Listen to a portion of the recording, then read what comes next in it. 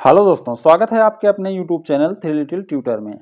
आज 23 फरवरी है और आज से मध्य प्रदेश के आरटी के एडमिशन स्टार्ट हो रहे हैं।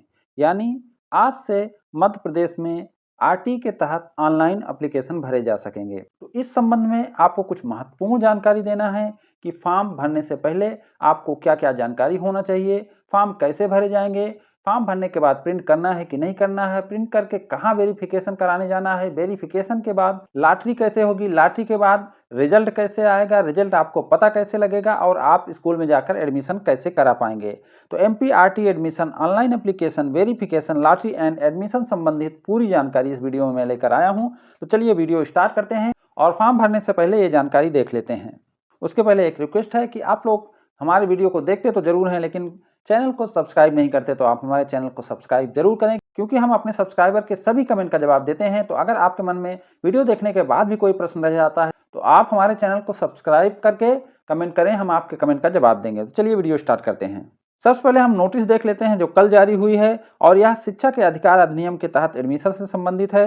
यह मध्य प्रदेश सरकार द्वारा जारी की गई है, जिसके तहत दिनांक 23 फरवरी से 3 मार्च तक फॉर्म भरे जाएंगे और अगर उसमें कोई त्रुटि हो जाती है तो त्रुटि सुधार का समय भी यही है। तो इस संबंध में मैं पहले भी वीडियो बना चुका हूं और आपको बता चुका हूं बहुत सारी जानकारी की डॉक्यूमेंट क्या लगेंगे, कौन एलिजिबल है, एज कितनी होनी चाहिए, किस किस क्लास में एडमिशन होंगे, तो ये सब बता चुका हूं। इस वीडियो में मैं आपको बताने जा रहा हूं ऑनलाइन आवेदन की प्रक्रिया, यानी आप ऑनलाइन आवेदन कैसे कर पाएंगे।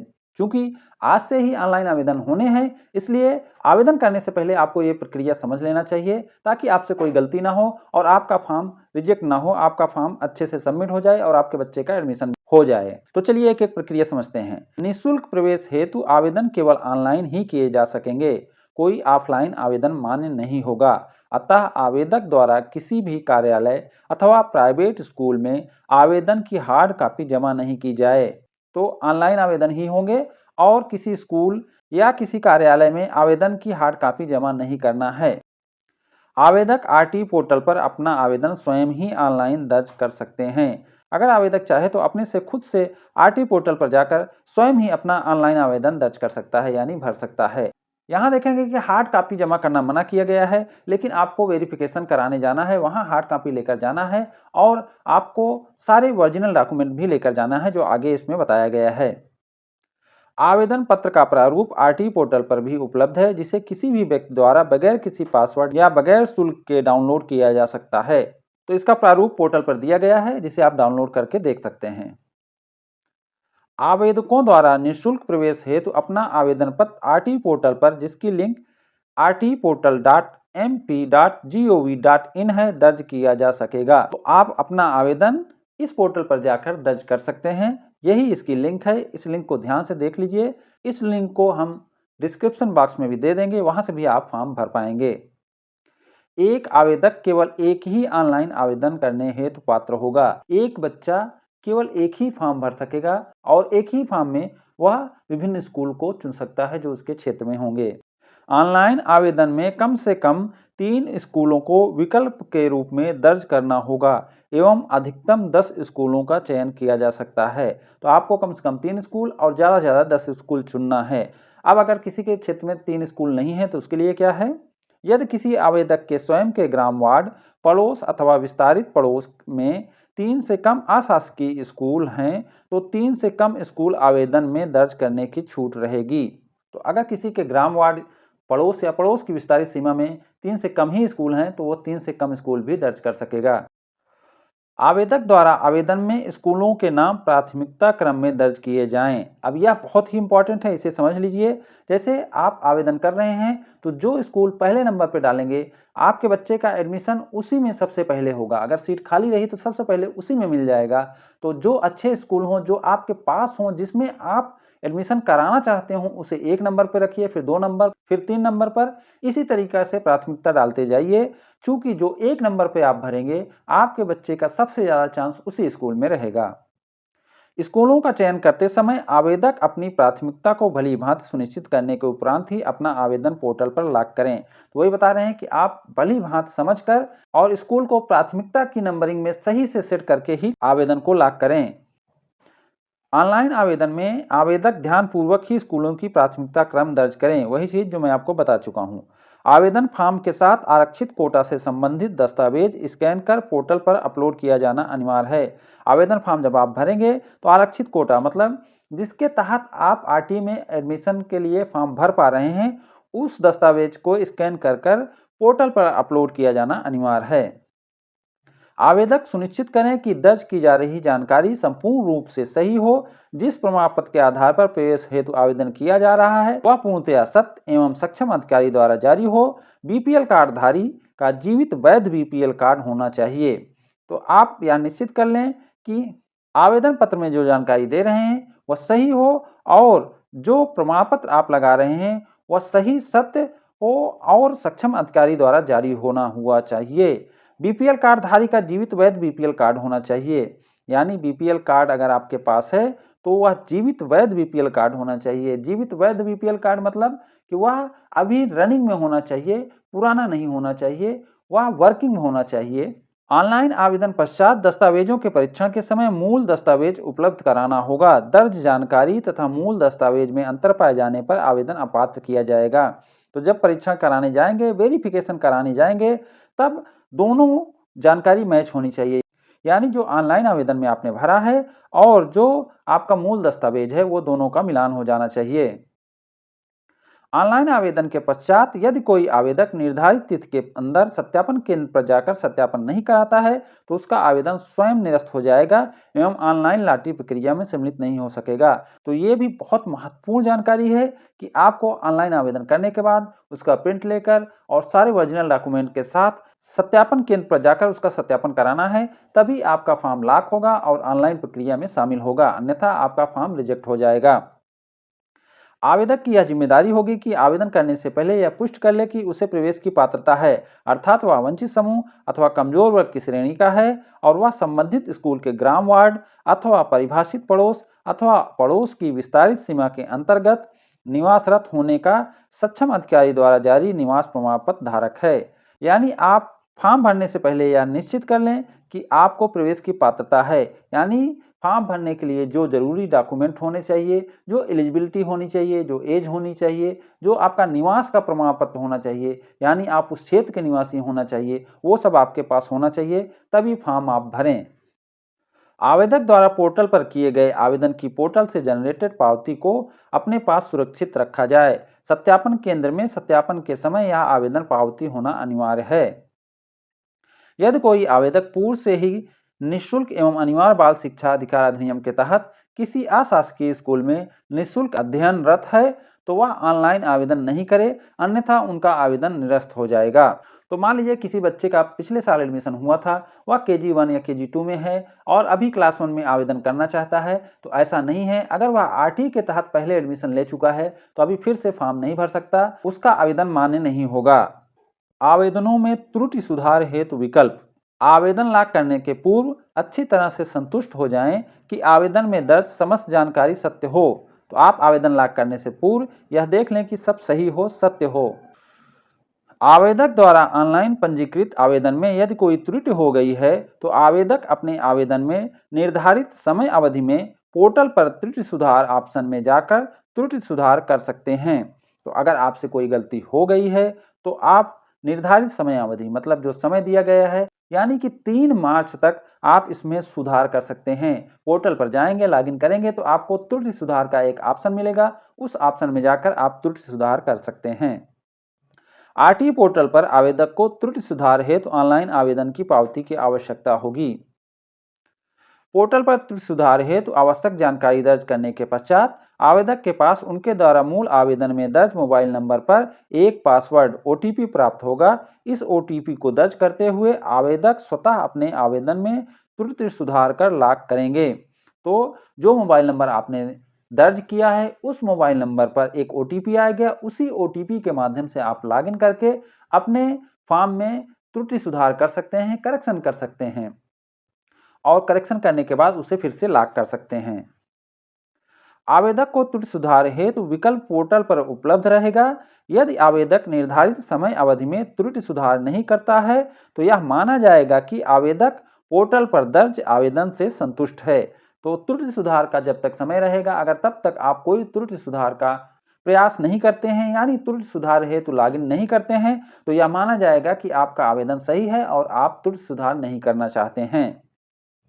यदि कोई त्रुटि है तो जन शिक्षा केंद्र में सत्यापन कराने के पूर्व त्रुटि सुधार कर लें। सत्यापन उपरांत तथा त्रुटि सुधार की निर्धारित तिथि के पश्चात त्रुटि सुधार नहीं होगा। तो अगर कोई गलती हो गई है, कोई करेक्शन है, तो आप जन शिक्षा में सत्यापन कराने के पूर्व, क्योंकि आपको अपने नज़दीक के जन शिक्षा केंद्र में जाके सत्यापन कराना है। जिस जन शिक्षा केंद्र को आपने ऑनलाइन आवेदन में चुना है, वहां जाके वेरिफिकेशन कराना है। तो अगर कोई गलती है तो उसे अच्छे से चेक कर लें। जब आप प्रिंट निकालेंगे तो प्रिंट को अच्छे से पढ़ें, अपना दस्तावेज देखें, फोटो देखें, सब कुछ मिला लें। अगर कोई त्रुटि है तो सुधार कराने पहले जाएं, वेरिफिकेशन कराने ना जाएं। यानी जन शिक्षा केंद्र में वेरिफिकेशन कराने ना जाएं, क्योंकि अगर जन शिक्षा केंद्र में आप जाके वेरिफिकेशन करा देंगे और उसके बाद वहां लॉक हो जाएगा फॉर्म, फिर अगर आपको पता लगेगा कि आपके फॉर्म में कोई गलती हो गई है, कोई करेक्शन है, तब आप उसमें सुधार नहीं कर पाएंगे। तो इस बात का खास ध्यान रखें कि अपने फॉर्म को अच्छे से पढ़ें, उसमें देखें कि कोई गलती तो नहीं है। अगर कोई गलती है तो आप वेरिफिकेशन कराने ना जाएं, सबसे पहले त्रुटि सुधार करें, करेक्शन करें, उसके बाद फिर से उसका प्रिंट लेकर तब उसे वेरिफिकेशन कराने के लिए जाएं। और इस बात का भी ध्यान रखें कि अंतिम तिथि के बाद कोई त्रुटि सुधार नहीं होगा, तो आपको अंतिम तिथि से पहले ही त्रुटि सुधार करना है। ऑनलाइन आवेदन के पश्चात सत्यापन। अब सत्यापन कैसे होगा वह देख लीजिए। ऑनलाइन आवेदन करने के पश्चात पालक द्वारा आरटीआई पोर्टल से आवेदन की पावती तथा सत्यापन प्रपत्र डाउनलोड किया जाएगा। इसका 2 प्रति प्रिंट निकालकर निर्धारित स्थल पर सत्यापन की अवधि तक आवेदन पत्र में अंकित जानकारी अनुसार मूल दस्तावेज, फोटो, सत्यापन प्रपत्र तथा आवेदन प्राप्त की ऑनलाइन पावती सहित कार्यालयीन समय में सत्यापन केंद्र पर जाकर माता पिता या अभिभावक द्वारा सत्यापन कराया जाना अनिवार्य है। तो आप इसमें देख लीजिए, ऑनलाइन आवेदन करने के पश्चात पालक द्वारा आरटी पोर्टल से आवेदन की पावती, सत्यापन प्रपत्र डाउनलोड करेंगे। पावती भी होना है और सत्यापन का जो प्रपत्र है उसे दोनों को डाउनलोड करना है और उसका 2 सेट प्रिंट निकाल लेना है। और फिर जो आपने सत्यापन का स्थल चुना है यानी जन शिक्षा केंद्र जो आपने चुना है, निर्धारित समय अवधि में यानी जब तक डेट है तब तक में ही आपको सारे मूल दस्तावेज, फोटो, सत्यापन प्रपत्र तथा आवेदन प्राप्त की ऑनलाइन पावती ले जाकर कार्यालय समय यानी जो कार्यालय का समय है, छुट्टी के समय नहीं, उस समय में सत्यापन केंद्र पर जाकर सत्यापन कराया जाना अनिवार्य है। मूल जन्म प्रमाण पत्र, आरक्षित कोटा प्रमाण पत्र, मूल निवास प्रमाण पत्र लेकर जाना अनिवार्य है। तो इतना चीज मूल रूप से ले जाना जरूरी है। आरक्षित कोटा प्रमाण पत्र मतलब जैसे आप एससी हैं, एसटी हैं, वन पट्टाधारी हैं, भूमिहीन हैं, या आप कमजोर वर्ग में आते हैं, या कोविड-19 वाले में, मतलब जिसके आधार पर आपका आरटी के तहत एडमिशन हो रहा है वह प्रमाण पत्र। मूल दस्तावेजों से सत्यापन न कराए जाने पर आवेदन स्वतः ही निरस्त हो जाएगा। अगर आप मूल दस्तावेजों से सत्यापन नहीं कराते हैं तो आपका आवेदन रिजेक्ट हो जाएगा। सत्यापन के समय आवेदन में पंजीकृत मोबाइल नंबर 1 पर ओटीपी आएगा, इसलिए सत्यापन केंद्र पर आवेदन में जो मोबाइल नंबर दर्ज किया है उस मोबाइल को साथ में ले जाना अनिवार्य होगा। जो मोबाइल नंबर आपने दर्ज किया है वह मोबाइल नंबर लेकर ही सत्यापन केंद्र पर जाएं, क्योंकि उस पर एक ओटीपी आएगा और उसी ओटीपी के माध्यम से सत्यापन होगा। सत्यापन अधिकारी द्वारा ओटीपी मांगे जाने पर पालक द्वारा ओटीपी प्रदान किया जाए, जिससे सत्यापन केंद्र पर सत्यापन हो सके। बीपीएल कार्ड का ध्यान पूर्वक परीक्षण करने के उपरांत जीवित बीपीएल कार्डधारी होने पर ही सत्यापन उपरांत पात्र किया जाए। बीपीएल कार्ड का ध्यान से सत्यापन करना है और जीवित बीपीएल कार्ड होने पर ही पात्र किया जाए, यानी उसे मान्य किया जाए। सत्यापन अधिकारी आवेदक द्वारा आवेदन में अंकित दस्तावेजों का आवेदक के मूल दस्तावेजों से सत्यापन करेंगे। तो आपने जो दस्तावेज ऑनलाइन पोर्टल पर दिया है उसको और मूल दस्तावेज से मिलान किया जाएगा। अगर दोनों मिलेंगे तभी सत्यापन वैलिड होगा, तभी ये मान रहेगा, तभी आपका फॉर्म वैलिड रहेगा, अन्यथा रिजेक्ट हो जाएगा। आवेदक ने आरटीआई में निःशुल्क प्रवेश हेतु जिस निर्धारित कोटा, निवास क्षेत्र, आयु अनुसार जिस कक्षा में प्रवेश हेतु आवेदन किया है उसका सत्यापन उस कोटे, आयु, आधार कार्ड एवं निवास से संबंधित मूल प्रमाण पत्र से किया जाएगा। यानी जो कोटा या कैटेगरी आपने ऑनलाइन आवेदन में चुना है, जो निवास प्रमाण पत्र आपने चुना है, जो आपने आधार कार्ड लगाया है, उन सब से मैच कराया जाएगा और मैच करने के बाद ही आपका फॉर्म लॉक किया जाएगा। सत्यापन हेतु आवेदक अपने नजदीकी किसी भी जन शिक्षा केंद्र में जाकर सत्यापन करा सकते हैं। बीपीएल कार्ड का ध्यानपूर्वक परीक्षण करने के उपरांत जीवित बीपीएल कार्डधारी होने पर ही सत्यापन उपरांत पात्र किया जाए। तो आप किसी भी जन शिक्षा केंद्र में जाकर सत्यापन करा सकते हैं, लेकिन जो आपके नजदीक जन शिक्षा केंद्र है या जो ऑनलाइन में आपने चुना है उसी पर जाएंगे तो अच्छा रहेगा। सत्यापन अधिकारी द्वारा मोबाइल ऐप पर अपने यूनिक आईडी तथा पासवर्ड से लॉगिन किया जाएगा एवं आवेदन पत्र में अंकित विवरण दर्ज किया जाएगा। सत्यापन केंद्र पर जाने से पहले सत्यापन अधिकारी द्वारा मोबाइल ऐप को लॉगिन करके देख लें। यदि ऐप पर लॉगिन नहीं हो रहा है तो अपना पासवर्ड रिसेट कर लें। यदि मोबाइल नंबर बदल गया है तो मोबाइल नंबर को जिला शिक्षा केंद्र के माध्यम से अपडेट करा लें। मोबाइल ऐप से ही सत्यापन दर्ज किया जाएगा। ऑनलाइन आवेदन के पश्चात सत्यापन। यदि सत्यापन पंजीयन नहीं किया जाता है तो संबंधित सत्यापन अधिकारी व्यक्तिशः इसके लिए जिम्मेदार होंगे। सत्यापन उपरांत दस्तावेज सत्य पाए जाने पर आवेदक को अंतिम रूप से ऑनलाइन लॉटरी की प्रक्रिया में सम्मिलित होने हेतु सत्यापन प्रपत्र में पात्र होने की पुष्टि कर हस्ताक्षर किए जाएं। तो अगर आप पात्र हैं तो सत्यापन अधिकारी एक हस्ताक्षर करके देगा कि आप पात्र हैं। यदि सत्यापन अधिकारी किसी भी प्रवेशार्थी को दस्तावेजों के सत्यापन उपरांत पात्र नहीं पाता है तो उसे अपात्र होने का कारण मोबाइल ऐप के माध्यम से दर्ज करना होगा। साथ ही निर्धारित प्रपत्र में कारण दर्ज किया जाएगा। तो अगर बोलते हैं कि आप अपात्र हो तो उनको कारण बताना पड़ेगा और मोबाइल ऐप के माध्यम से कारण को रजिस्टर भी करना होगा। सत्यापन अधिकारी द्वारा सत्यापन प्रपत्र की एक प्रति में हस्ताक्षर करके बीआरसी कार्यालय को रिकॉर्ड के रूप में प्रदान किया जाना अनिवार्य है। तो जो भी सत्यापन अधिकारी रहेगा वो जो भी सत्यापन करेगा, चाहे आपको पात्र करेगा चाहे अपात्र करेगा, उसकी एक कॉपी बीआरसी कार्यालय में रिकॉर्ड के रूप में जमा करना अनिवार्य होगा। यह अभिलेख संबंधित बच्चे के रिकॉर्ड के रूप में बीआरसी कार्यालय में सुरक्षित रखा जाएगा। ऑनलाइन लॉटरी के माध्यम से स्कूल का आवंटन। सत्यापन उपरांत पात्र पाए गए आवेदकों को ही ऑनलाइन लॉटरी प्रक्रिया में सम्मिलित किया जाएगा। अतः आवेदन करने के पश्चात सत्यापन कराने अवश्य जाएं, अन्यथा आवेदन निरस्त हो जाएगा। तो आप सत्यापन कराएंगे तभी आपका आवेदन ऑनलाइन लॉटरी में शामिल होगा। केंद्रीकृत रैंडमाइजेशन पारदर्शी तरीके से ऑनलाइन लॉटरी के माध्यम से एमपीएससीडीसी मध्य प्रदेश द्वारा छात्रों को चयनित अशासकीय स्कूल का आवंटन किया जाएगा। सीट आवंटन के लिए प्रथम प्राथमिकता ग्रामीण क्षेत्र होने पर उसी ग्राम तथा शहरी क्षेत्र उसी वार्ड के बच्चों की होगी। तो जो सीट आवंटन की प्राथमिकता है वह अगर उसी वार्ड में स्कूल है तो उसी वार्ड के बच्चे, अगर उसी ग्राम में स्कूल है तो उसी ग्राम के बच्चे को प्रथम प्राथमिकता होगी। इसी प्रकार उसी ग्राम वार्ड के बच्चों के प्रवेश के उपरांत यदि सीटें रिक्त रह जाती हैं तो पड़ोस की सीमा, ग्रामीण क्षेत्र में ग्राम की सीमा से लगे हुए ग्राम तथा नगरीय क्षेत्र की सीमा से लगे वार्ड यदि कोई हो तो, तथा नगरीय क्षेत्र में वार्ड की सीमा से लगे हुए वार्ड तथा उसकी सीमा से लगे हुए ग्राम यदि कोई हो तो में निवासरत बच्चों की प्रवेश की पात्रता होगी। तो इसको मैं अलग से भी बताया हूँ, आप वो वीडियो जाकर देख सकते हैं। यानी गांव से लगे गांव या वार्ड से लगे वार्ड को प्राथमिकता रहेगी। और इसके बाद जो आता है वह है यदि इसके उपरांत भी सीटें रिक्त रह जाती हैं तो ही विस्तारित पड़ोस की सीमा के आवेदक को प्रवेश की पात्रता होगी।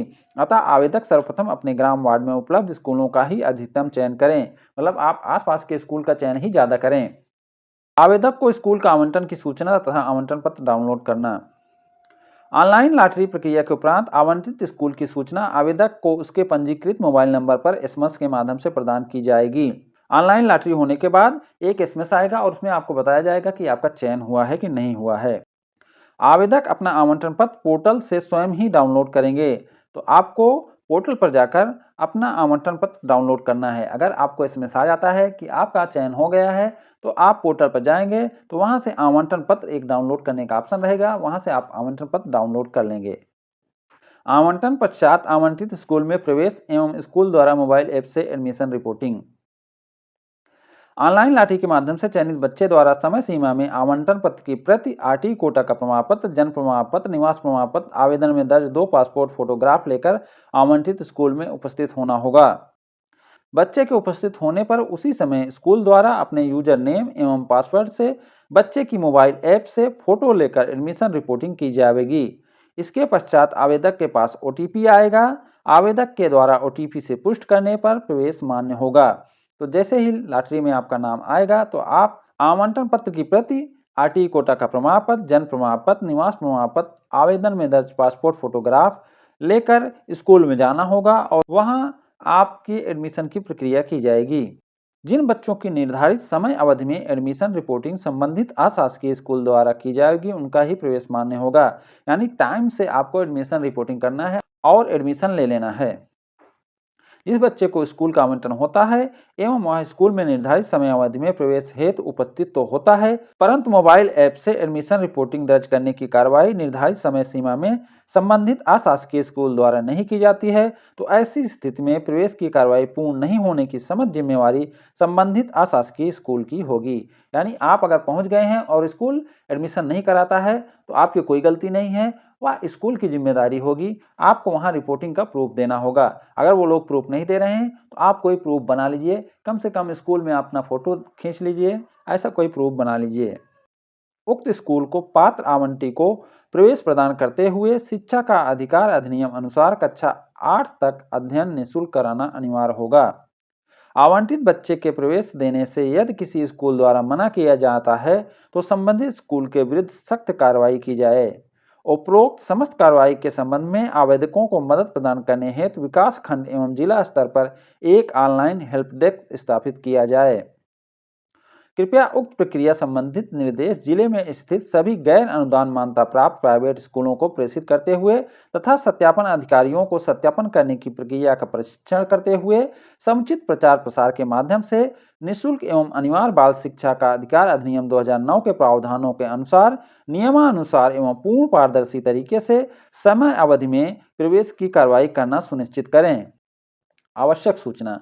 अब क्या है कि आपको इतनी जानकारी हो गई होगी कि आपको फॉर्म कैसे भरना है, कैसे वेरिफिकेशन करना है, कैसे एडमिशन लेने जाना है, क्या-क्या डॉक्यूमेंट लेके जाना है, किस पे ओटीपी आएगा, ओटीपी किसको बताना है, ये सब जानकारी हो गई है। अब कुछ आवश्यक सूचनाएं हैं जो मैं जल्दी-जल्दी आपको बता देता हूं। आवेदक पूर्व में शिक्षा का अधिकार नियम की धारा 12(1)(c) के अंतर्गत किसी भी प्राइवेट स्कूल में निःशुल्क अध्ययन किया है अथवा वर्तमान में किसी भी प्राइवेट स्कूल में अधिनियम की धारा 12(1)(c) के तहत निःशुल्क प्रवेशित है तो आवेदन करने हेतु पात्र नहीं है। ऑनलाइन आवेदन करने के पश्चात आवेदक द्वारा आरटी पोर्टल से सत्यापन प्रपत्र डाउनलोड किया जाएगा एवं निर्धारित दिनांक तक आवेदन पत्र में अंकित जानकारी के अनुसार मूल दस्तावेज, फोटो, सत्यापन प्रपत्र, आवेदन प्राप्त की ऑनलाइन पावती सहित अपने आवेदन में चयन किए गए जन शिक्षा केंद्र पर सत्यापन हेतु उपस्थित होना अनिवार्य है।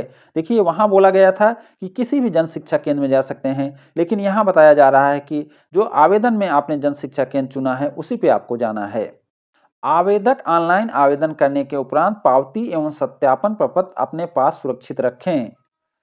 ऑनलाइन आवेदन के पश्चात निर्धारित समय में मूल दस्तावेजों सहित सत्यापन हेतु उपस्थित होना अनिवार्य है। निर्धारित समय अवधि में दस्तावेज सत्यापन हेतु उपस्थित नहीं होने पर आवेदन निरस्त माना जाएगा। सत्यापन के समय प्रवेशार्थी का नाम, माता पिता का नाम, जन्म दिनांक, निवास के प्रमाण की जानकारी, आरटी कोटा का अंकित जानकारी एवं मूल दस्तावेजों से मिलान न होने की स्थिति में आवेदन अमान्य कर दिया जाएगा। यानी जब सत्यापन कराने जाएंगे तो मूल दस्तावेजों से आपने जो ऑनलाइन आवेदन में दस्तावेज लगाए हैं उससे मैच होना चाहिए, उसकी जानकारी मैच होनी चाहिए। आवेदन पत्र में जो मोबाइल नंबर दर्ज किया है सत्यापन के समय इस मोबाइल नंबर पर ओटीपी आएगा, अतः इस मोबाइल को सत्यापन केंद्र में साथ में ले जाना अनिवार्य है। एक प्रवेशार्थी द्वारा एक ही आवेदन प्रस्तुत किया जाएगा। यदि एक से अधिक आवेदन प्रस्तुत किया जाएगा तो आवेदन निरस्त हो जाएगा।